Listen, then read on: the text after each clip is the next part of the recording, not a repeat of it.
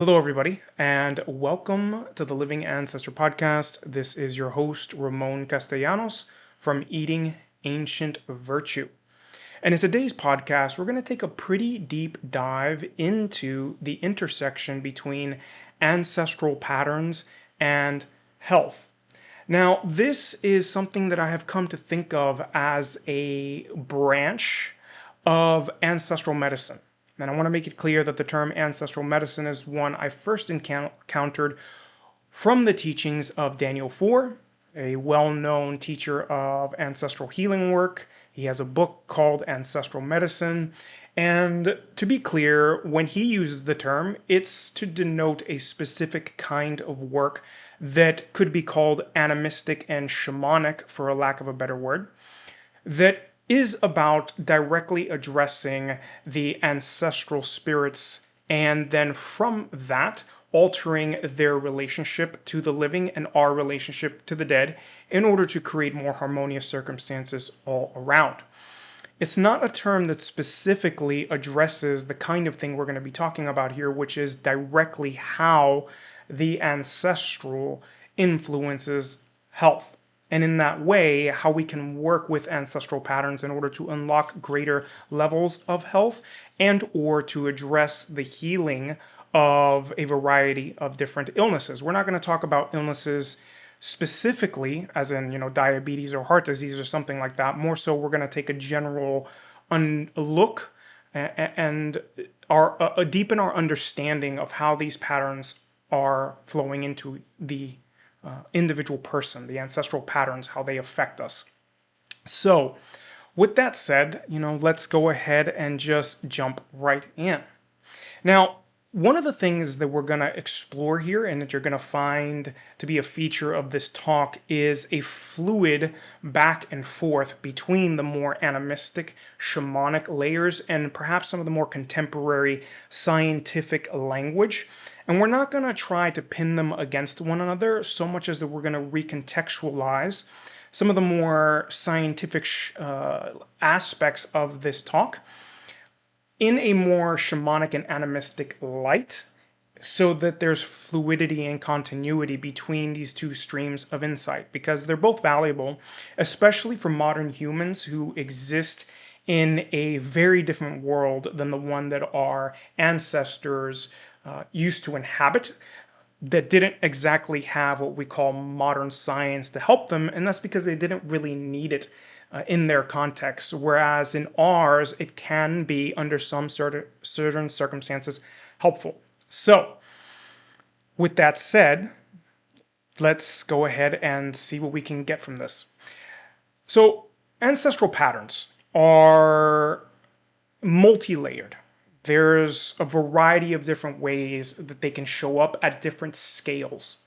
Now, I want to talk about the largest of those scales, which is directly relevant to modern people, which is the deep time scale. So, tracing back our ancestral past to deep time hunter-gatherer ancestors, going back hundreds of thousands of years, possibly millions of years, because the anthropological record is actually quite uncertain, and it seems like humans have been around perhaps a lot longer than initially conceived of, or that the official narrative currently contends is true. But whatever the case may be, we're talking about a long period of time on planet Earth as a wild animal living in nature, and as a wild animal, there are certain behaviors that come with that, certain contextual ways of being that are established by the life way itself. So, living in nature as a hunter-gatherer means that you live in a seasonal context, constantly connected to the earth, in a tribe that is hunting and gathering for food. And that by its very nature demands physical activity, certain kinds of circadian rhythm changes, access to local organic food, all these things that we have come to think of in these in modern health circles as the healthy things to do. Now, they're healthy things to do because they're what our ancestors did. They're just a restoration of an ancestral pattern. So what ends up happening for modern people today is that we encounter what are called evolutionary mismatches, that we evolved for a particular set of circumstances, but modern life mismatches us with a different set of circumstances. And that on its own already causes illness. So from that perspective, we could actually interpret that many diseases of modern civilization, and in fact, there is a term for this in anthropology called diseases of civilization, where they are way more apparent, and that is early heart disease, diabetes, many forms of arthritis, lots of different types of cancers, etc. Right? The big killers of the modern world are directly connected to civilization because of the evolutionary mismatch between our ancestral inheritance and modern times. So when we are, for that matter, increasing our physical activity to a level that's appropriate for us, bringing back nourishing whole foods back into our diet, whether that's from plants or animals, taking herbs for that matter, in aligning our circadian rhythm in a more healthy pattern with the movement of the luminaries in the sky, and doing all these kinds of things that are typical in today's optimization culture, quote unquote, a term I really don't like, but nonetheless, it's where you find a lot of these kinds of tools. It's really just a form of ancestral work. Fundamentally, it's ancestor work, right? Where we're re-inhabiting certain ancestral lifeways. Now, with that, there's another scale, and that comes down to our own race and the way that a particular race has certain kinds of genetic predispositions within it. And those predispositions can either be helpful or harmful, so to speak, towards health. Because there are some ways in which some races have genetic gifts, and there are ways in which they have genetic, I guess you could say, weaknesses, yes? That's why things like diabetes and heart disease and certain kinds of cancers show up more readily in certain races.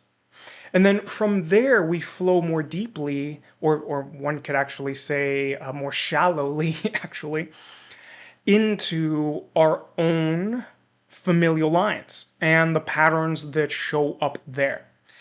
Now, I want to also make it clear before we come into this next section that when I say ancestral patterns, that holds both genetics and behaviors and perceptions.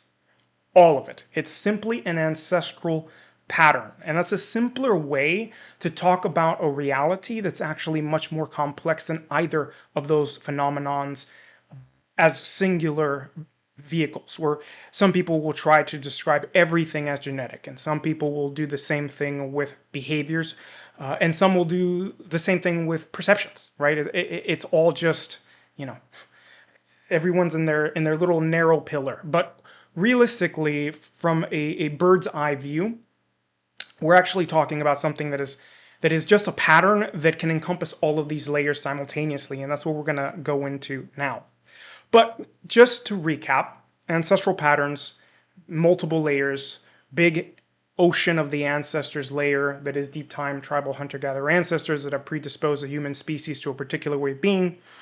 Then we have the race layer of things, right? People from Africa versus people from Europe, how much sun exposure they might require, what kinds of foods their ancestors used to eat, what kind of genetic gifts or weaknesses each race might possess, etc.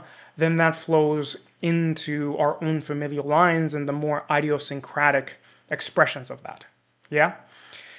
From there, let's move on to the idea of genetics. And genetics is, at least the way it's taught in typical culture, modern culture, yeah, is a very mechanistic, materialistic way of viewing the organism. And I mean, one of the most popular books for the layperson in genetics is called The Blind Watchmaker, to talk about, Darwinian evolution and how it's just this random set of mutations that have to do with greedy individual genetics and all of that. And the scope of the error in that as a singular perspective that is all-encompassing is so vast that it's beyond the scope of this talk. But nonetheless, that's how it's presented. It's very materialistic and very mechanical. One thing I would like to say is that there are no mechanisms in the human body. The body is not a machine. It is something else entirely. But that's also an aside and a completely different talk that I will have on this podcast. But for now, let's say that genetics is obviously real. To say that it isn't would be ridiculous, and to be turning a blind eye to something that obviously holds power. But the explanation of why genetics work is just a theoretical component behind it. At the end of the day, genetics are a physical and physiological expression of an ancestral pattern. That's it. The ancestral patterns themselves are what are core, and genetics are a way to transfer that information between ancestral lines. That's fundamentally at the core of the pattern is that. Now, there are multiple schools of thought and old schools of thought, more established classical schools of thought, held that genetics were deterministic. That means that they would choose what happens to you and you have no say about it. But as our understanding of genetic science has grown and evolved, we have come to understand that more important than the genetics themselves are what are called genetic expressions, meaning that it's not so much what your genes are, so much as how they express. It's what's actually coming into full blossoming and flourishing in your life, which has to do with the soil that something is in, how it's tended, all of that, yeah? So genetic expression is almost like a second genome that's layered over our genetics, and it's pulling information from the genetics in order to express something different. And genetic expression, a huge part of it comes down to environment. And by environment, we're not just talking about physical environment that you're in, but yes, that's definitely a big one, but also what kind of behaviors you have. So genetic expressions will behave differently depending on what kind of exercise you do, or if you exercise at all, what you're eating, again, circadian rhythms, what kind of supplements you're taking, what kind of behavioral or perceptive frameworks you inhabit and possess, the underlying feeling tone of your experience. All of this is impacting genetic expression. So on their own, genetics are like fate. And fate is circumstances that we inherit and do not choose, whereas genetic expression comes down more to destiny. And destiny is how we choose to deal with what we have been given. So we're going to talk more about fate and destiny towards the end of this podcast, just to tie it all together. But that is the level that we're working at here. Now, it's also funny that in our modern world, which has become disconnected from ancestral spirits, that we think of genetics as like this field of science, right? It's this very clinical, white robe guy with the microscope and the laboratory and all that stuff. And what we miss from that is that genetics are really talking about ancestors. Yeah, it's really about ancestry, fundamentally. And that's what we're going to be getting into here, is ancestry and how that starts to impact our health directly. Now, I also want to make it clear that because of this intersection between genetics and genetic expression, sometimes behavioral patterns, and for that matter, the perceptions underneath and behind the behavioral patterns, which are, you can't separate those things out. Perception and behavior are intimately linked to one another, from the most primal layers of a creature perceiving its environment and rummaging around in the dirt or trying to eat something, to human beings inhabiting a religious framework and then making really weird choices behind that framework, right? So you can't separate these things out, yeah? But a lot of times behavioral patterns are mistaken for genetics, meaning that we see a pattern showing up, a health pattern, showing up in a line, and the modern term, or the modern mind, because of its mechanical or materialistic orientation, will say that's genetic. When realistically, what we're looking at is more that's behavioral and perceptual being transmitted between people. At the same time, genetics can change and alter which behaviors and perceptions are more resonant with a person. What feels more true and coherent.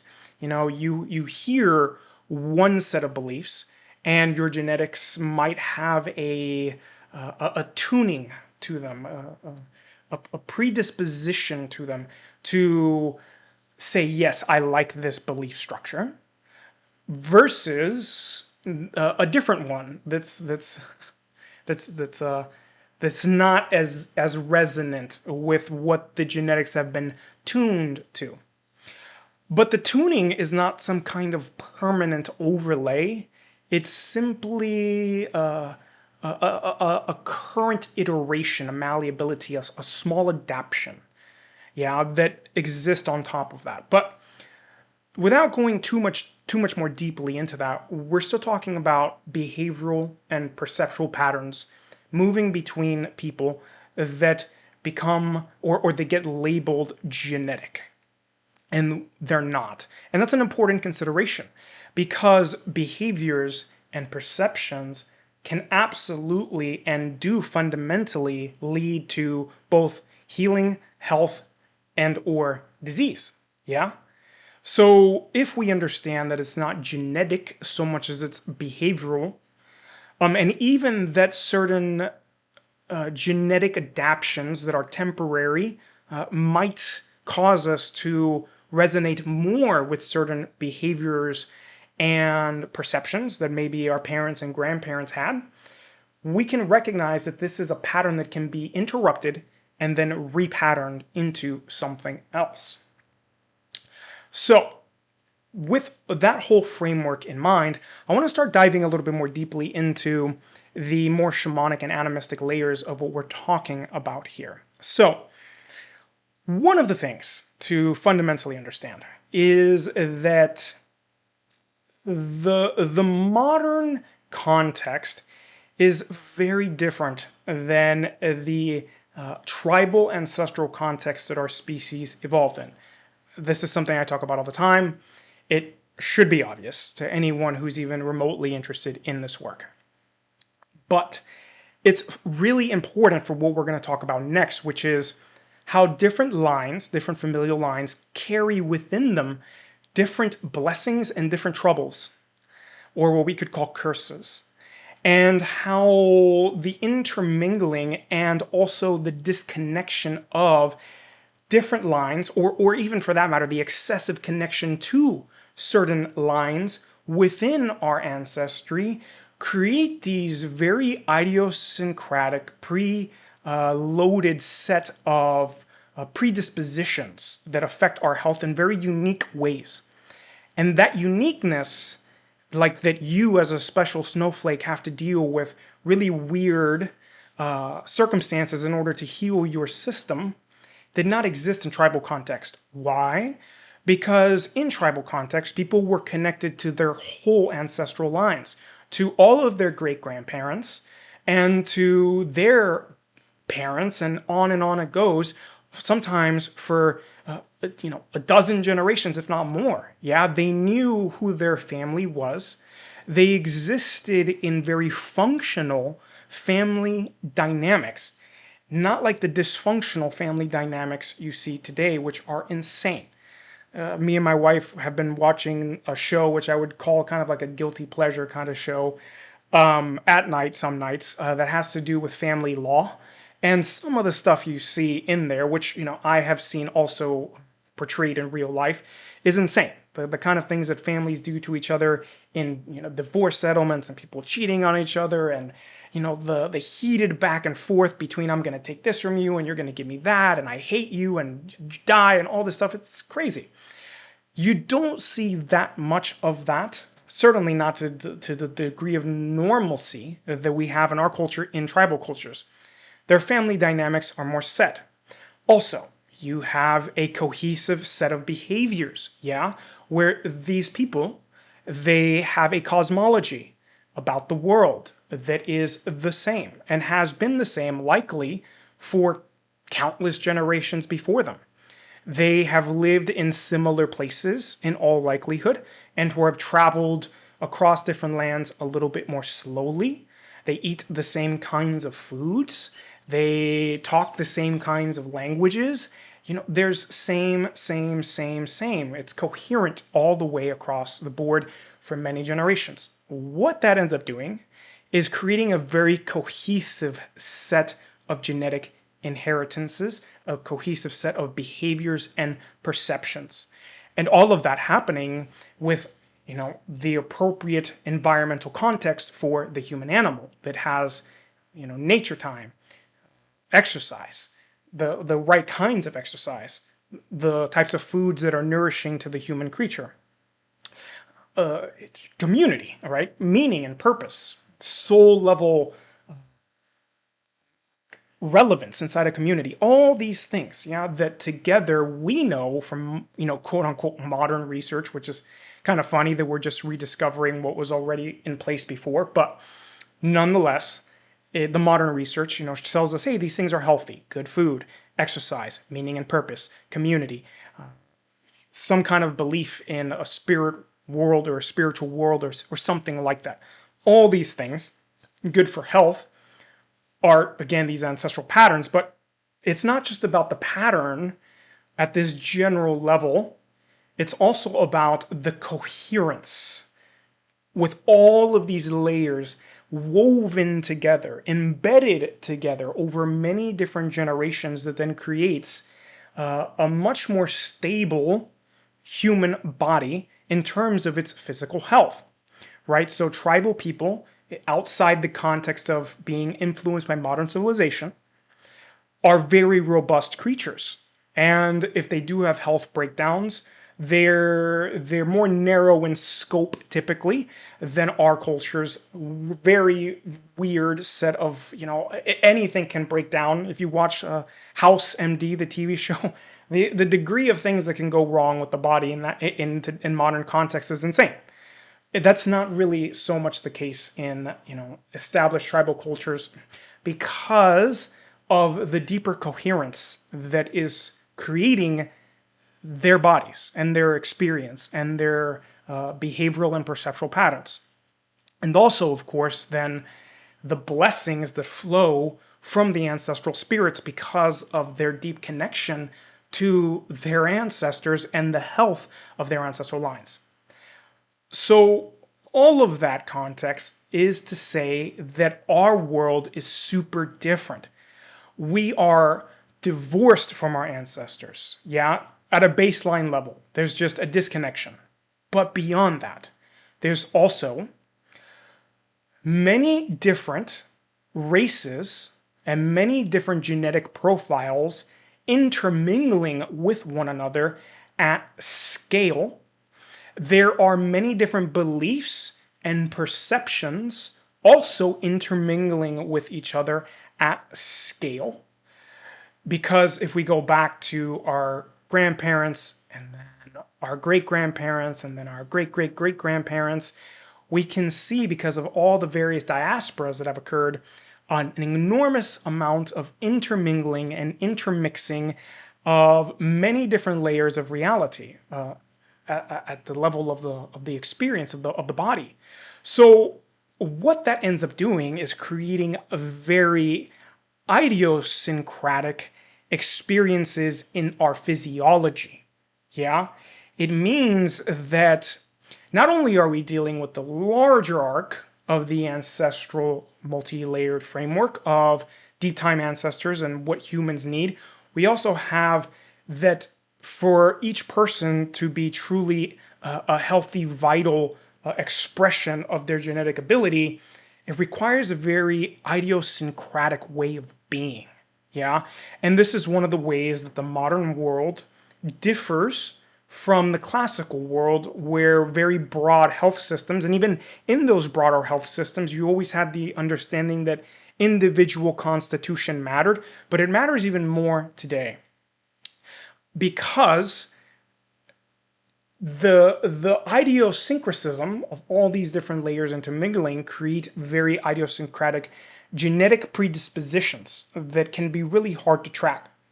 One of the examples of this that I want to talk about is called SNPs. So think of the way that your body manages an input. So an input is, let's say, a nutrient, a hormone, a certain kind of exercise, a certain degree of stress, right? Some kind of direct impact on the system that sends a signal into it. SNPs are alterations in the way your genetics handle those inputs. So it's right at that intersection between genetics and genetic expression. The SNPs can alter how quickly a nutrient is processed or how slowly it's processed. So it means that your body might actually get overloaded with a particular nutrient without having to consume a lot of it. This is very common in things like hemochromatosis, where people have way too much iron that then ends up causing damage in their body. Now, two people can eat the same amount of iron. For one person, that iron level skyrockets. For another, it stays normal. And some people will eat that amount and not be able to get enough iron. They need more.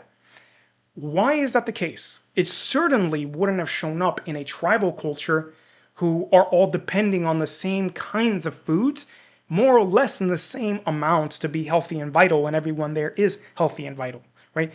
That kind of thing is a result of ancestral patterns that are super idiosyncratic, both physical and more psychic, and also then, of course, more at the spirit animate level. And we're going to talk about that in a little bit when I get to ancestral lineage repair, intermingling in very odd ways that are creating unpredictable genetic predispositions. Yeah. Now, why is this important? Well, it's been shown in people in the functional medicine communities at the level of practice, so beyond theory, that some people, than most people, have, for whatever reason, an extraordinary need for certain nutrients in very high amounts in order to get their bodies to function normally, just normally. That the whole system is suppressed at some level because they are not getting high amounts of a particular nutrient. So that is a reality that we are dealing with in today's world that would not have been a reality for our ancestors, but is for us today. And that's really relevant because if you're dealing with certain kinds of health challenges, then maybe figuring out what those nutrients are could be really valuable. My wife, for example, has supraphysiological needs for vitamin B5.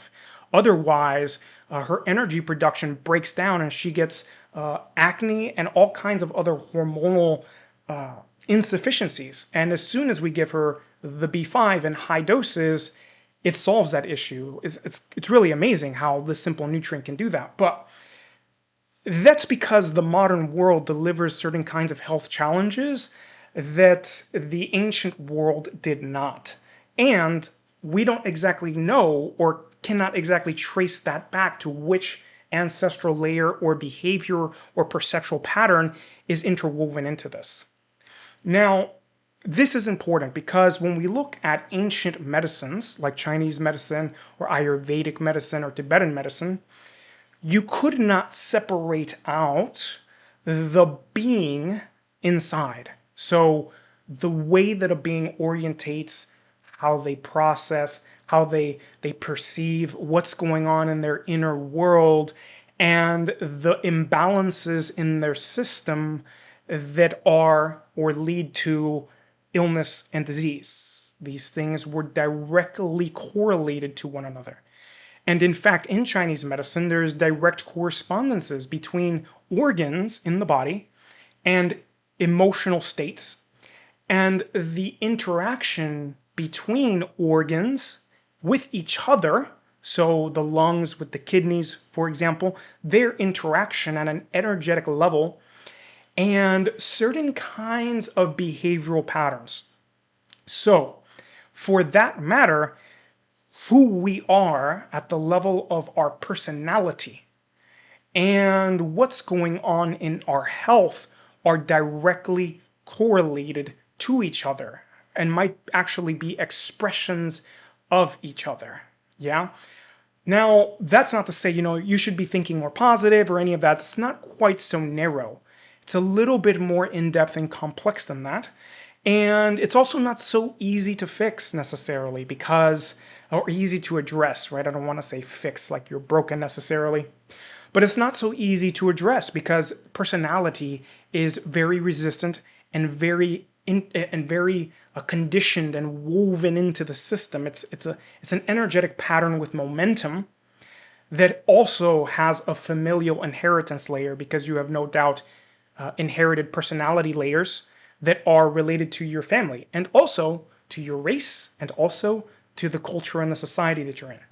So restructuring personality to the level where it could potentially unlock the greatest degrees of health that aspect of working on your health could give you, right? Working on, the inner being is really tough. Yeah, very, very, very tough. So the point of that being that you can't separate these things out from one another. They're interwoven together. So perhaps at some level, some idiosyncratic pattern from her ancestors flowed into her line and gave her this specific need for high levels of vitamin B5, and maybe that correlates with some underlying aspect of her foundational personality that is so deeply resonant with her body that we can't really tease apart what it is, but the B5 handles that.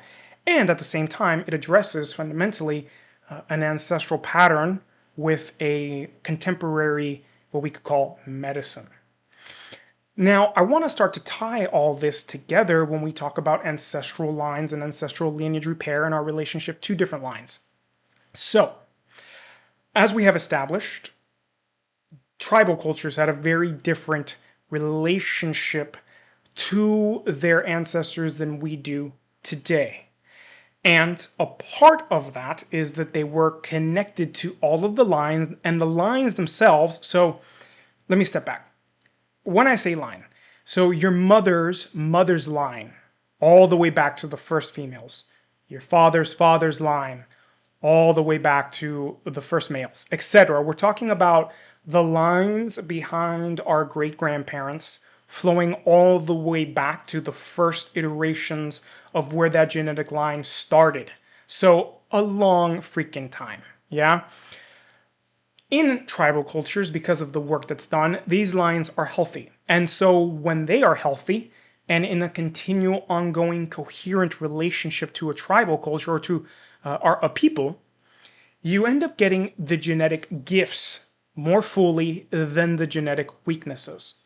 But consider now how, because of our fracturing in our world, these different great-grandparent lines, some of them, and there's 8 major ones, you could actually, if you wanted to go out, you could fractalize it further out into, 16 and then 32, etc. But, let's talk about 8 of these lines just to keep it simple. And when we're doing ancestral lineage repair work, the kind that Daniel Foor teaches in Ancestral Medicine, you're working with these 8 lines.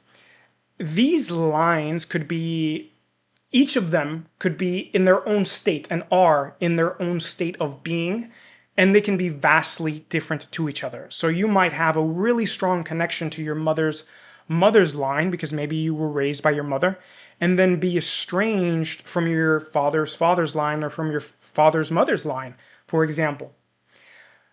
That does something very distinct to the system. It amplifies whatever is going on in the mother's line inside your system. It makes your genetics more resonant to whatever is in that part of the system. Potentially, yeah. And it does also mean that that line might have the biggest impact on you directly when it comes to your health. The converse could also be true to the line you're most disconnected from, potentially also being one of the ones that could have the most gifts for you, because maybe that line's gifts to your system are deficient, for example. And that's how I would invite you to think of this more at an energetic level, that each line is a current of power or current of energy that in a healthy context is braided together like a rope, and that is tying you, so to speak, and connecting you to the ancestors in a way that allows the blessings and the genetic gifts to transmit through that rope fully. But in our world, because of the disconnections we have, these lines could actually be disconnected, and the healthy current of power is struggling where there's excess or deficiency, where there is static in some of them, curses, blessings, some blessings that have gotten to you, some that haven't, right? It's a really complex matrix of realities. But so, when you're doing ancestral lineage repair, which is a very important thing I think that most modern people ought to be doing, you are simultaneously restoring the flow. So for those of you who don't know, right, ancestral lineage repair reconnects you to the lines before the great ancestral disconnection that occurred about more or less 2,000 years ago in modern, for most modern people, modern Western people. If you're from a different genetic background, that's different, yeah. For Africans, that was a few hundred years ago, for example. But let's say when the modern religions that rule the world, like Christianity, Catholicism, Islam, Judaism, when they showed up, they started to sever people from their ancestral lines. And what we're doing when we're doing ancestral lineage repair is reconnecting to the lines before that disconnection, and then letting the energy flow back into our lives and our family. So the way this shows up is that you start to remove the different ancestral idiosyncratic familial causes of a lot of different illnesses and or predispositions to certain illnesses. Now, that doesn't separate the ocean level work that has to be done of returning the human creature back to its, in a sense, to its native environment of having the different things that are involved in ancestral health, like exercise, eating, circadian rhythm enhancement, etc. All those things are still important, but your own idiosyncratic line definitely plays a role. So let's say, for example, that you are very connected to your mother's line. Yeah, because let's say you were raised by your mother, your father was absent, you don't even know who they are, and your grandfather on your mother's side wasn't even around, so there's a strong connection to the mother's line, that female line, and that's a big part of your ancestral inheritance, right? But now let's say that there's trouble there, right? In the sense that it was perhaps a traumatic upbringing. And so what do you have now? You have this weird set of circumstances that are something like a floating root, so to speak, right? You're really connected to one ancestral line, and that line is troubled. So what ends up happening is that you end up getting the troubles of that line way more readily. And maybe some of the gifts of that line too. But now what ends up happening is that you're also disconnected from other ancestral lines. So the full influx of your genetic potential in terms of your ability to be healthy and vibrant is being stifled. And so it's an example of, how well the things that you do for yourself might land inside your system. because ancestral forces can act very weird. They can act like a soil that says, yes, let these seeds of the exercise and the nutrition and the circadian rhythm enhancement, land inside the system and take root and bear fruit, yeah? Or they can be like a frozen ground or a parched earth that says, no, it doesn't matter that you're doing the thing, it isn't shifting. And so for people who are dealing with weird patterns in their health that they have not been able to address in some very specific way with all the external stuff, I want to point you to consider ancestor work and ancestral lineage repair, and also exploring the behavioral patterns and the perceptions that have come through the line that have directly shaped your personality, and then how your personality can be resonant with certain kinds of illnesses. Yeah? And that is a whole layer of its own work. But for people who are truly interested in ancestral work, often these kinds of talks immediately already starts to kick up like an inner knowing, like, yeah, there might be that thing or that layer. And that's, work that you can do. So the beautiful thing about this, though, is that this really places personal healing inside the context of ancestral work or ancestral medicine. Yeah, you can't separate these things out from each other. And in my opinion, most forms of health work are really just ancestor work dressed up in a modern language that is not taking into account how deeply the ancestral is impacting health. Yeah? Because the body is an ancestral phenomenon. It came out of an ancestor, or parent who will be an ancestor, who came out of, ancestors. Right? The body is ancestral, fundamentally, right? So this ties us into the fate and destiny section of this, right? Fate, as I said, is inherited circumstances. So ancestry is fate, yeah? But fate is not destiny. Destiny is what we choose to do with the fate that we are given. And the fate is the seed. The destiny is how the seed is cultivated. So, what I want to invite you to consider is that some of us, if we're called to this work, may have been given certain kinds of fated circumstances that impel us and propel us and or load us. They make us load-bearing, so to speak, with certain responsibilities to the ancestral to heal certain patterns in our line and thus break that, or repattern, let's say, repattern what flows on after us. And not only that, but you, whether you have children or not, are actually feeding information directly into the ancestral pool because of deep resonances that are occurring at levels that are non-materialistic, so to speak, right, or non-causal. That then affects the information flow of the ancestors. And time is a weird thing, right? Time is linear time, yes, there's a reality to linear time, obviously, but time is also cyclical. It flows in both ways at once, etc. And so the work that we end up doing can also then help the ancestral heal as well, right? And by healing, I really want to reorientate that word towards wholeness. To heal means to make whole, or wholeness-making. And so in our own work, we can do some wholeness making for the ancestral and for ourselves, and then how that flows out into future generations. All right, well, I hope this talk was interesting to you. I certainly enjoyed transmitting it.